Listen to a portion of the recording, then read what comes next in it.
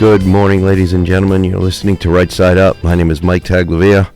I want to get right into it. Today, we are looking at the first day of being back in session in the state of Vermont. The legislature is back in session, so there's going to be a lot to talk about for the next few months. But I wanted to bring up one of the bills that I know is going to get at least a little bit of attention because looking at, let's see, this is January 5, Vermont Daily Chronicle by Guy Page. Freeze property taxes for 3 years, one legislator proposes. Let's see, the member of the Vermont House of Representatives is proposing legislation to freeze property taxes for 3 years while the state of Vermont implements education funding reform. Property taxpayers face a 12% increase next year if spending remains status quo, the Scott administration reported last month. Governor Scott has recommended drawing on reserve funding to reduce the impact of the likely increase. Okay, let's look at what this tax proposal is. Representative Gina Galfetti, Republican from Barrytown, says skyrocketing education costs and rising property taxes have pushed many Vermonters to the brink. And that is an understatement, ladies and gentlemen, prompting her to propose a 3-year freeze on property tax rates while lawmakers work on longer-term reforms. The legislature reconvenes today. This says tomorrow, but today, Tuesday, January 6th. We have no bills posted as of January 5, but tomorrow, beginning session, I believe, is at 10 o'clock. So sometime after that, then we will start to see new bills posted. It is likely that such legislation would appeal to many House Republicans, less so to most Democrats. My question, if I can break from the article, why?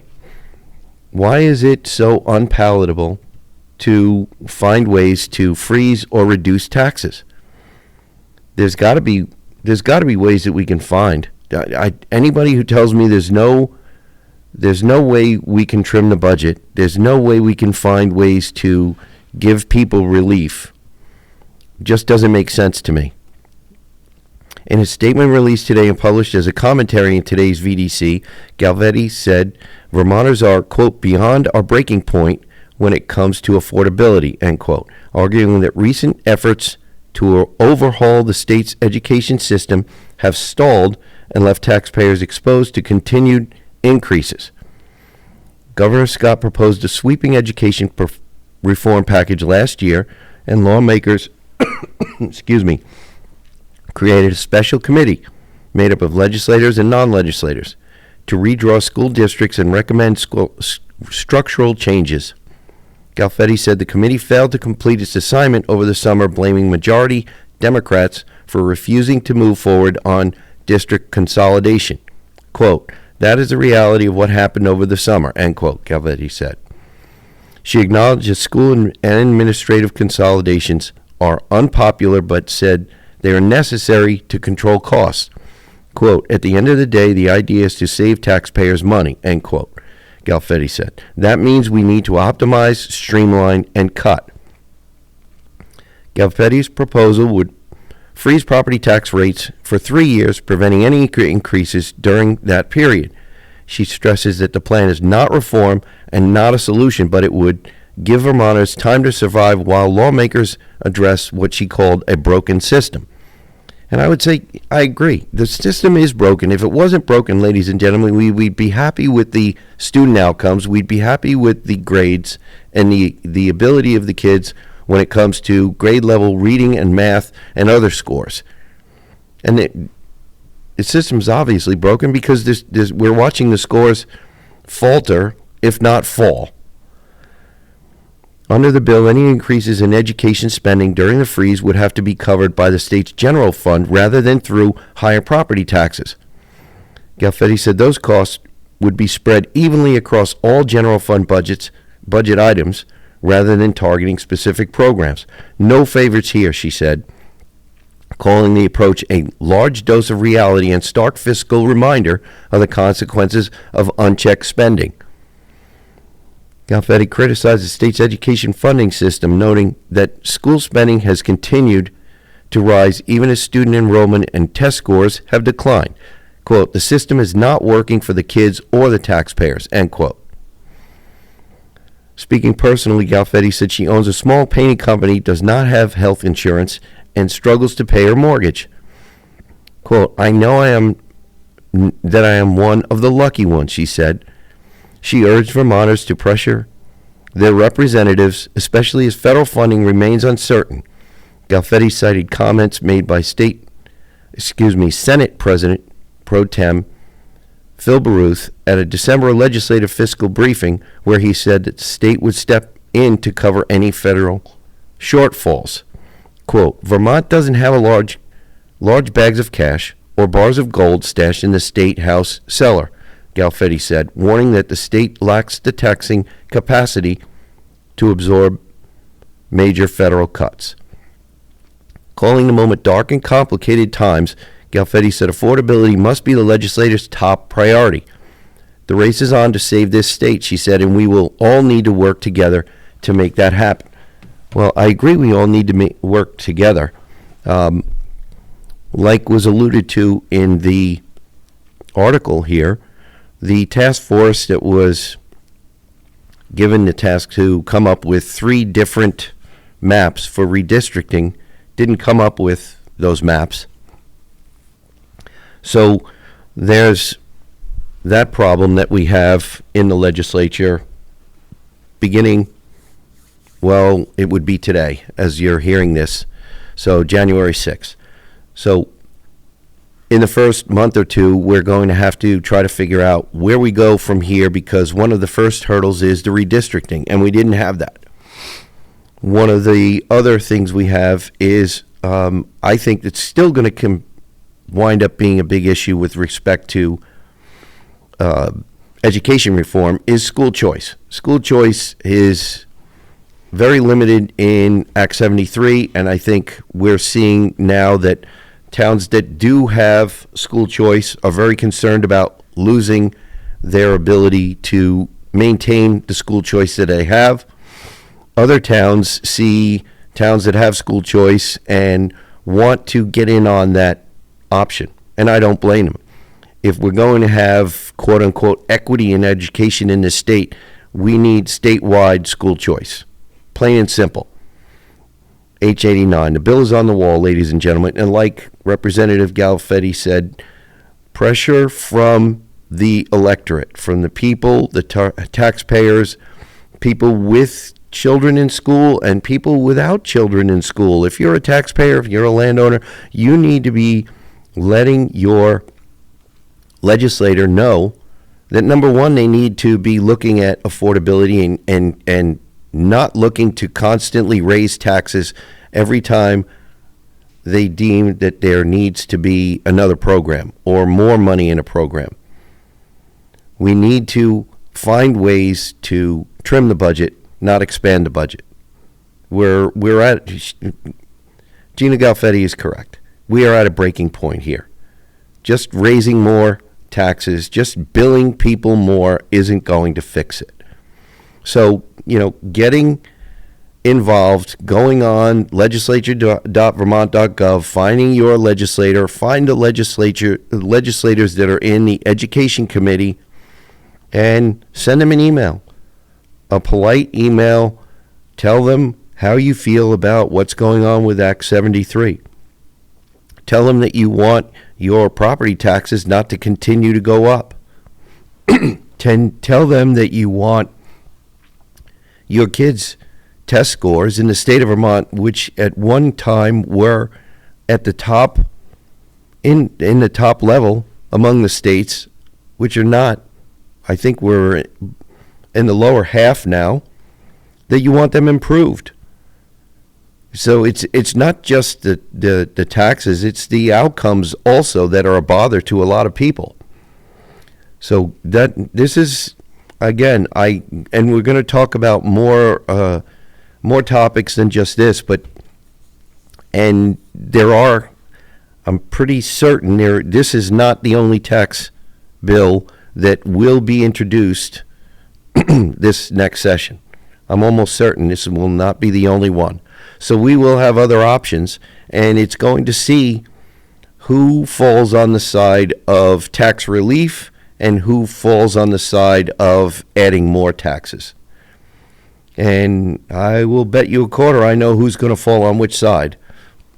So that's one of the first ones that we have seen. I know there's a couple of other topics that we're going to talk about, but the school taxation and the actual school performance of our students is one of, I guess, the top three. And like I said, they're all going to be competing for number one, which I believe is going to be public safety. One of the things we'll talk about in the next segment. Here we go again, is public safety with respect to drug addiction, because we know that the drug problem in this state is the main driver of a lot of the crime in this state and making us feel less safe. So in this next segment, we'll probably be talking more about that. But I'm just going to, because it was mentioned in this article, I just have to emphasize that, ladies and gentlemen, you in the listening audience, as Vermonters, need to understand that just because you voted in an election doesn't mean your job is done. This state digs itself out of a hole by more of you getting involved, knowing who your legislators are and what they are sponsoring, what they are working on, what they are voting on to give you relief or not, to add programs or to cut programs, to find ways to trim a budget that is, last year was $9.4 billion. And is this going to be the year that we finally see some budget cuts? I know the governor, his administration apparently has been looking at ways to buy down the tax increase that potentially for education could be 12% again, double digit again. So tax relief should be, and I believe will be, on the table, or at least presented to be put on the table if certain chairs allow the bills off the wall, so that Vermonters can feel a little bit of relief. Hopefully we will be able to feel a little bit of relief, because we all need it. We all need it. And there are also, I can tell you, going to be a couple of public safety bills that I think a lot of people will say have been a long time coming. Where people, the governor has talked about it. He actually, with the city of Burlington, has got this accountability court. Well, we need accountability in all of our courts. And some of the bills that are going to be introduced, I think, will introduce more accountability, which is what we all want to see. We all want to go back to a safer Vermont, where we have safer towns and municipalities, regardless of the size, regardless whether you are in a small rural town or you are in a larger city. So stay tuned. Keep an eye on what's going on in your legislature, because there will be bills introduced that will be looking to give you the relief you've been seeking for years. So we burned through the first segment here, ladies and gentlemen. We've got to pay some bills, but we will be right back. You're listening to Right Side Up.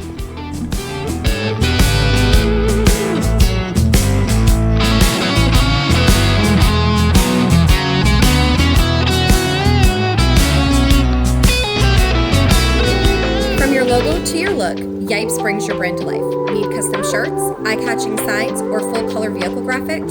The crew at Yipes have you covered with screen printing, embroidery, full vehicle wraps, and all your custom designs that make your logo stand out anywhere. And when it's time to take care of your ride, Yipes Berry & Bevan & Sons is your go-to for remote car starters, spray-on bed liners, auto accessories, and general maintenance that keep your car fine-tuned and looking sharp. Yipes Berry & Bevan & Sons. Local, creative, and ready to serve. Visit us at 439 North Main Street or give us a call at 802-479-0055.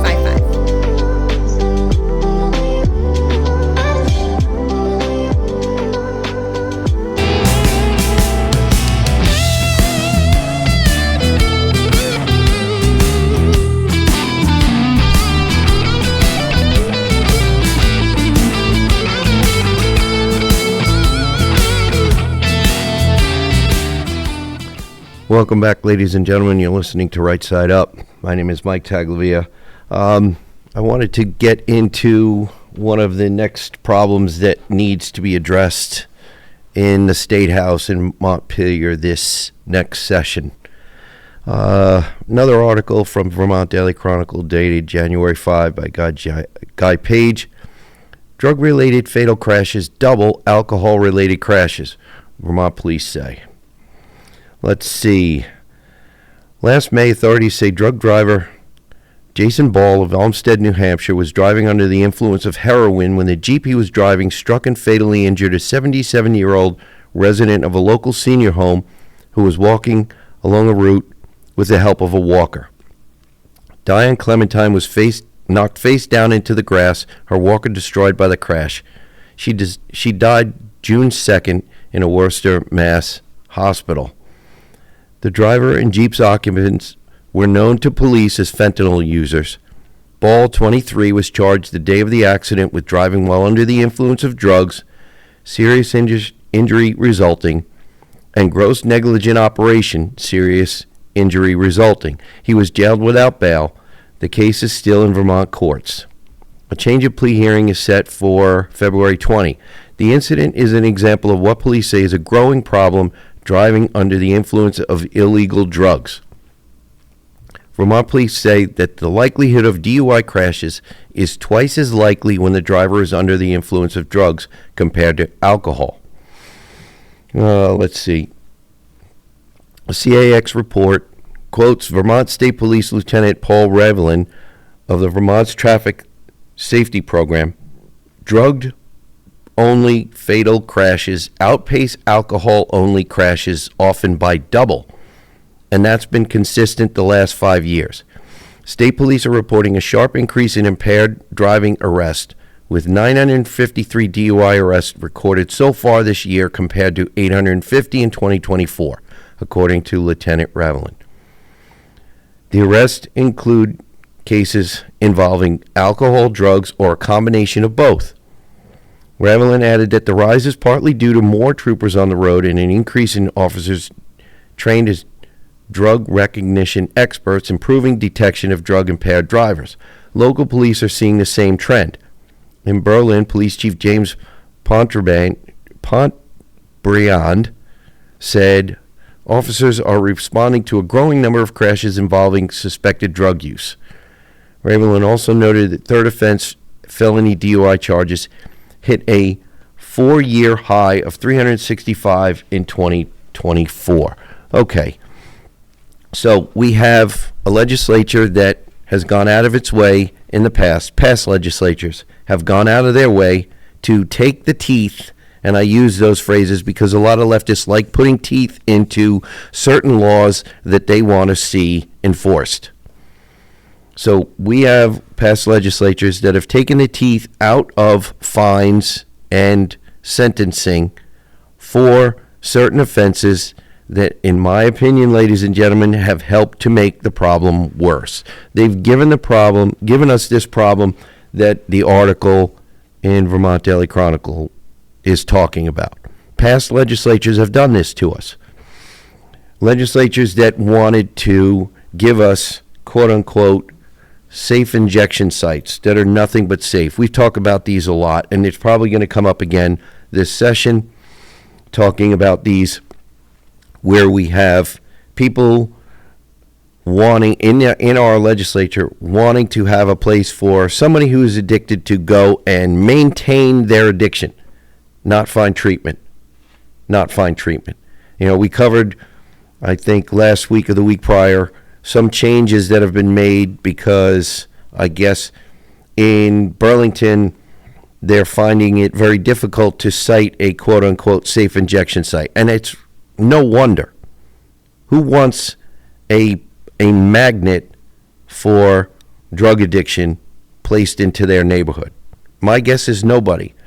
Like I said, there is a New York Post article out there, I think it's from the summer, where there is one injection site that is privately run because it's different than what the state of Vermont is looking to do, be the first state-sanctioned injection site. And that particular site, the residents of the neighborhood are doing everything they can to see that it gets shut down because of what it's done to the neighborhood. And I bring it up again with accountability, and we will see some legislation dealing with accountability, as I said in the first segment, coming out, being introduced this next session. But it needs to have enforcement. We need to have this legislation passed as quickly as possible so we can give the judges in the courts the latitude to hand down the sentencing. And what we need is the judges to hand down sentences for whatever the maximum is, to be able to set some examples. If you don't set examples and let the word get out that you're going to need to change your behavior because you will wind up in jail and you will do time for your crimes. There are a lot of people in this state who've been harmed. There's a lot of talk about harm reduction. The policies of harm reduction have not reduced harm. They've only made it worse. We've seen harm reduction only cause more victimization.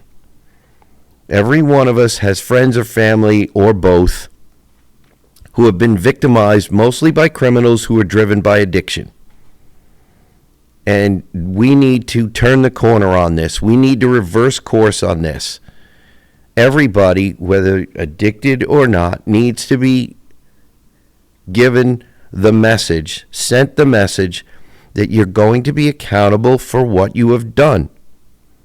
If you've stolen something from someone, you're going to be held accountable. And the other thing is, some of these drug offenders need to be held accountable for all of the needles that they're discarding.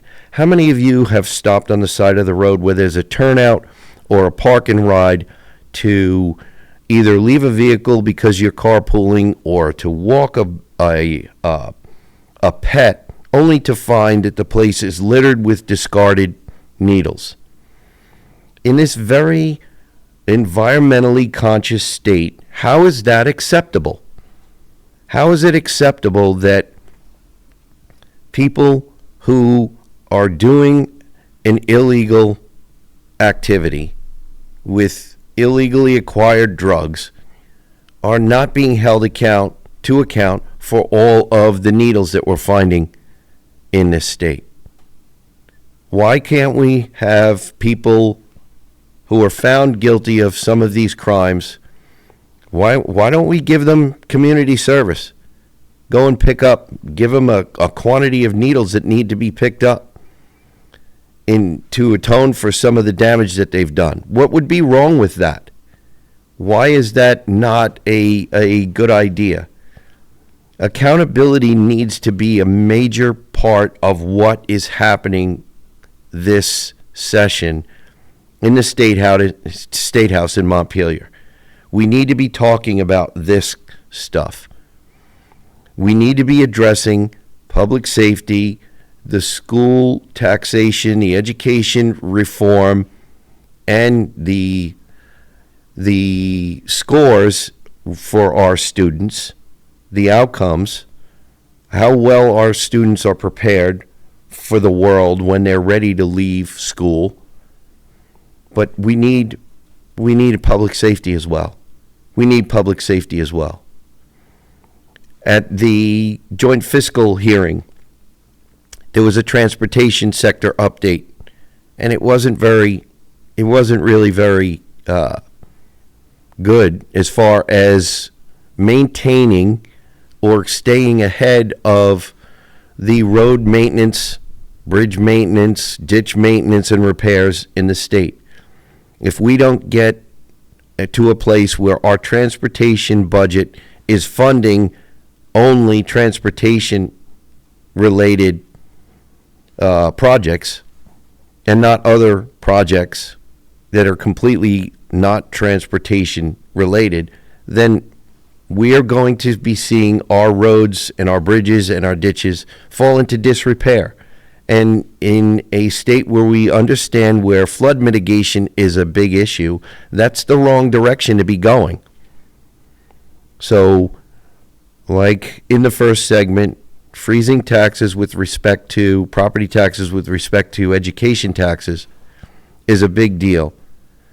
Finding the legislation in judiciary that will give us the accountability that we all require for people who have victimized our friends and family for years now is another priority. And also maintaining our roads and bridges, doing what we can for mitigation, but also maintaining or improving those roads and bridges and ditches and all the other infrastructure that will keep our rural towns as well as our larger municipalities operating smoothly, regardless of the weather, regardless of the conditions, whether it be snow and ice or whether it be heavy rainfall. These are things that need to be discussed in a serious manner, and I'm pretty certain that you're going to find that there are people who want to talk about plenty of items, plenty of bills that don't take up some of the major questions, major issues that face us here in Vermont. There is going to be a tone-deaf reaction to what actually is going on in this state. And we need to get above that. And the way we get above that is your involvement, ladies and gentlemen. Your involvement. Stay involved. Keep your eye on what's going on. Your legislators, the committees they're in, look, healthcare is a big issue in this state as well.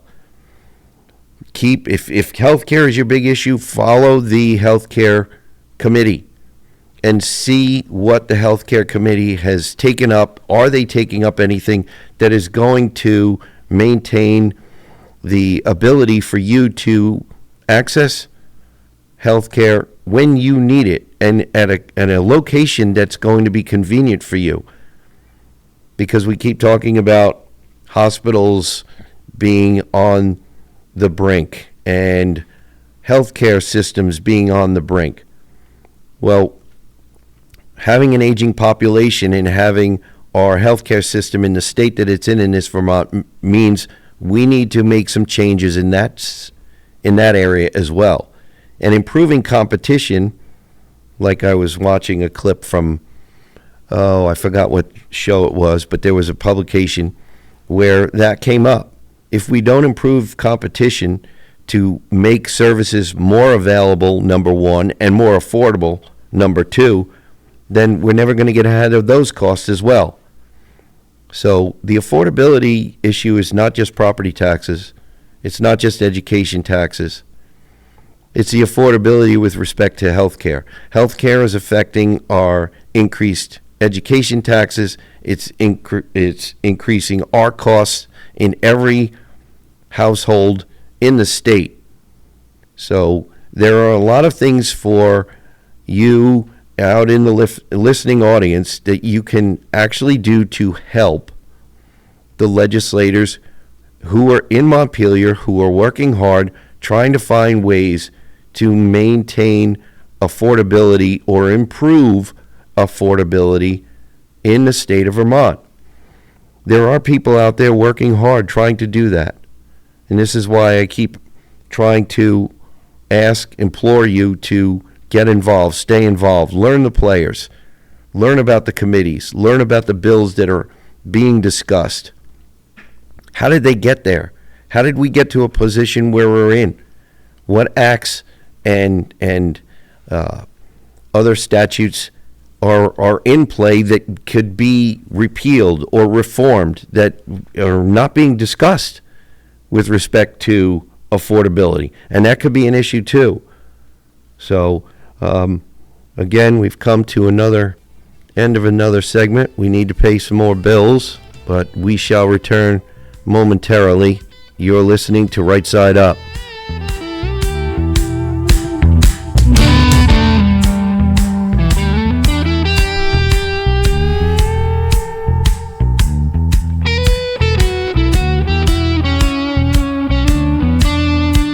Change your oil the Vermont way. At Vermont Quick Lube in Barrie, you don't need an appointment, you don't need to wait around, and you don't even need to get out of your car. Unlike the competition, we use a pit system, so you stay cozy inside your vehicle while our technicians work efficiently underneath.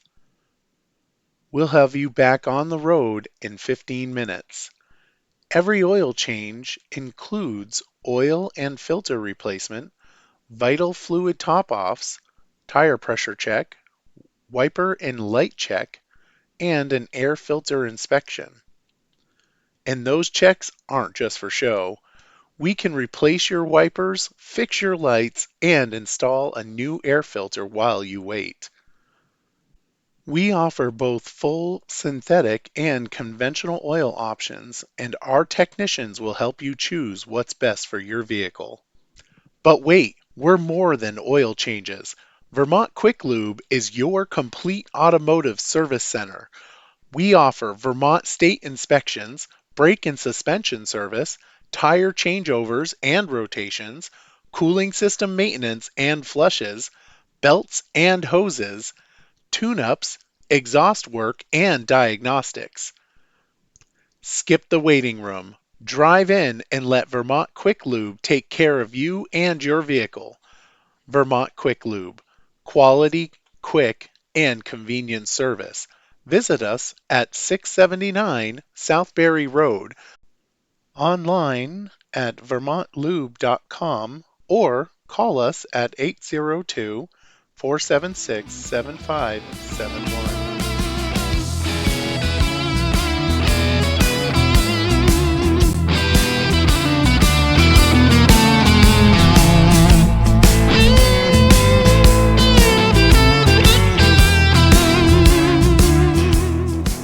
Welcome back, ladies and gentlemen. You're listening to Right Side Up. My name is Mike Taglavia. Before we get into our next subject, I just want to remind all of our listeners, if for some reason you cannot catch us on WNTK Radio, you can go to WNTK.com, find the podcast button, click on it, and you can scroll down and find any number of our shows from Right Side Up there. You can find us on Podbean. You can find us at 802 Scoop Facebook, 802 Scoop YouTube. You can find us also on granitegrok.com. So I want to get into something that's, some will say, well, this doesn't really pertain to Vermont, but I think it does. I guess you saw over the weekend two events that happened. One was in New York City with our own Senator Bernie, where he swore in, he was the one who helped swear in Zohran Mamdani. So in New York City, as New York City's mayor. And this guy calls himself a democratic socialist, but we all know that means he's a Marxist. Anybody who's read any history knows that socialism is just one baby step away from Marxism, totalitarianism. So there was one part of the speech that Mamdani made that was very disturbing. He talked about replacing rugged individualism with the warmth of collectivism. Can somebody tell me, number one, what is so warm about poverty, about starvation, about shortages of everything from food to clothing? What is so warm about that? Because we have seen, history has shown us. I talk about education almost every show, and the reason I do that is because if we don't educate our young people, if we do not teach them how to think, how to be critical thinkers, instead of what to think, what to say, then we are not going to fix the problems in this country, and then by extension help anybody who's not in this country fix what's wrong in their country. Collectivism is a disaster, ladies and gentlemen. It was a disaster in the USSR, formerly known as the USSR, which is the Soviet Union. Bernie Sanders knows that because Bernie Sanders has been alive long enough to see what was the USSR and shortages both of boots and other clothing and food. And he was promoting some sort of government-run grocery stores in New York City. My question, ladies and gentlemen, is why was he even in New York City dealing with New York City politics? Why wasn't he dealing more with affordability issues in the state of Vermont? That's what I want to know. That's what I want to know. But there's a couple of other I found these on social media on X, and one of these is, if I can play it right, is New York City Mayor Mamdani's tenant director, and I think her name is Che Weaver. Let's see. There's a quote: "We'll transition from treating property as an individual good to a collective good. Whites especially will be impacted." What is with this statement? Why are we looking at race with regard to property? I don't know. Let me see if I can play this for you. I'm not sure if I'll be able to, but let me give it a shot here. So let me see. All right, hold on. I think the reality is that for centuries we've really treated property as an individualized good and not a collective good, and we are going to transitioning to treating it as a collective good and towards a model of shared equity will require that we think about it differently, and it will mean that families, especially white families, but some POC families who are homeowners as well, are going to have a different relationship to property than the one that we currently have. Okay. So what do you mean a different relationship to property than we currently have? This is quite unbelievable. I guess this Miss Weaver forgot she lives in the United States of America and hasn't familiarized herself with the Constitution of the U.S. But thankfully, this is only happening in New York City. But keep in mind, New York City is not far from where we are in Vermont. They're in a neighboring state, and the repercussions are going to be felt all over the area, all over the region. New York City, in my personal opinion, is going to be made less safe for those living not only in it, but around it. It's going to be less safe for those traveling through it. So if you live in an area where someone must drive through, or even close to, even if you're on a major thoroughfare through New York City, that doesn't mean you're going to necessarily be as safe as you once were traveling through what was the Big Apple. It's going to be a rotten apple pretty soon. What do you think? I've got another one I want to play for you. I think I can get through the whole video here, but this is another one that I want to play. And the reason I want to play this is because this is regarding Venezuela. We saw the second issue that we saw was that the United States because of a federal indictment that was dropped by the Biden administration, I believe back in 2020, of Nicolas Maduro, and I believe his wife as well. But the Biden administration gave us this indictment based on his being a drug kingpin, basically. I'm very breaking it down very quickly and simply, but it was there.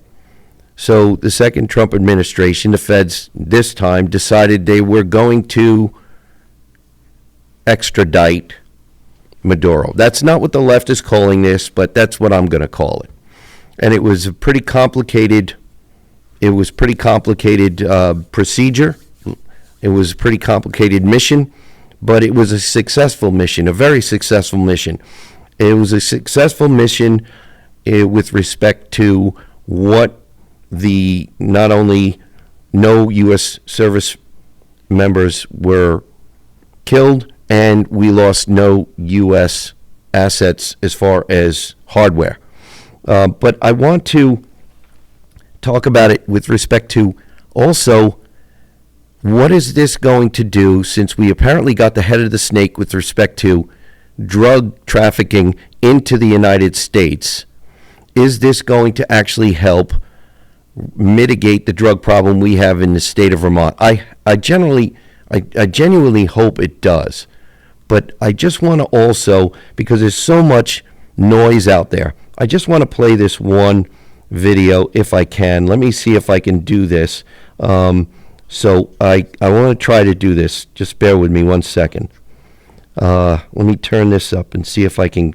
The beginning of this audio is going to be Bernie Sanders, and then it's going to be an actual Venezuelan talking about the situation. So let me see if I can do this. Trump has once again shown his contempt for the Constitution and the rule of law. Let's be clear. The President of the United States does not have the right to unilaterally take this country into war. There's a particular kind of entitlement it takes to believe you can explain Venezuela to Venezuelans. And what's worse is that this so-called analysis often comes from people who claim to oppose appropriation and white savior thinking while doing exactly that. When narratives about Venezuela are formed without Venezuelans in the conversation, reduced to simplistic takes about foreign interference, and then broadcast as education through threads, carousels, or reels that end up whitewashing a narco-authoritarian regime, that isn't activism. It's the appropriation of a pain that isn't yours. Now, here's the reality. There are hundreds of political prisoners, including teenagers, many never properly tried. There are forced disappearances. More than 7 million Venezuelans, that's a quarter of the population, have fled the country, many crossing deadly terrain because staying was worse. Nearly half the population struggles to eat. Children are malnourished. Hospitals barely function. Journalists are silenced. NGOs are criminalized. And families, whole entire families, including mine, forced to flee. Given this reality, using U.S. force to remove a narco regime that has held an entire population hostage for decades isn't interventionism. It's a response to a regional security crisis. Venezuela has become a continental issue, destabilizing neighboring countries and the United States through mass displacement while serving as a safe haven for guerrilla groups, drug and human trafficking networks, and hostile actors like Russia, China, and Iran. Venezuelan sovereignty was lost long ago when the regime effectively handed the country over to these interests. Freeing Venezuela from criminal control is not only a just cause, it serves the stability of the entire hemisphere. And if we're going to move forward in this deeply polarized tribal moment, we have to learn how to hold two opposing truths at the same time. Okay, ladies and gentlemen, that was a Venezuelan who posted something to social media, and he was only able to actually post it. This was posted on X, and he was only actually able to post it after the U.S. actually went in and grabbed the narco-terrorist named Nicolas Maduro. And that's when X actually went back up in Venezuela. So we have more actual Venezuelans in the country talking about how happy they are that Nicolas Maduro, the dictator, who apparently didn't win an election, and apparently there are receipts, so I guess we're going to all find this out, but he was a dictator, a brutal dictator, and most of the country is celebrating. So, and if you only watch the mainstream, I'll say lamestream media, then you won't be getting any of the truth, will you? So I just am asking people, like I said, this to me is a state issue because of the drug issue. And I know there are national security issues as well, but the drug issue in this state is a big deal, and I'm very curious to see what taking down the head of the snake actually will do as far as drug issues in this state. I know our legislature needs to do its part, and hopefully this session we will take steps in the correct direction to fix those. But I just wanted to put out there what our senator from Vermont was doing in New York and talking about with respect to Venezuela, which he used to praise because it was a democracy that, that he liked. That's the way that worked. Well, democracy, ladies and gentlemen, is two wolves and a lamb deciding on what's for lunch. Constitutional republics like the United States of America, which shines to the world as the place to go to, as the example of freedom, of how to have a country where you can pick yourself up by your own bootstraps and through hard work make it. Remember, rugged individualism not only made this country, it made this great Green Mountain state of Vermont. Rugged individualism, not collectivism. If I can be so blunt, collectivism sucks, ladies and gentlemen. It just does.